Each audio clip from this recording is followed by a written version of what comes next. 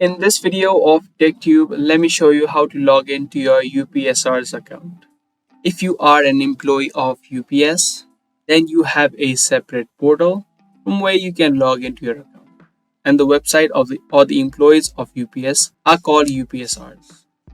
So to log into your account of employee, search for upsrs.com, which is upsers.com. Once you land on the website, you can see this UPSR's login on the bottom, or you can also click on login on the top. Once you click on the login button, it's going to take you to the login section. Now, first of all, you need to type in the sign-in address that has been given to you. The sign-in address includes your employee number @ups.com. After you type this in, you can click on next. And in the next section, it's going to ask you to type in the password.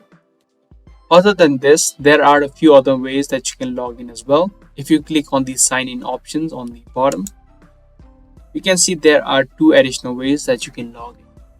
If you have set up a security key for your account of UPS, you can also log in with it. Or you can also log in with your GitHub account. So you can just click on any one of them, and then you need to type in the passkey if you have set up the passkey for your account.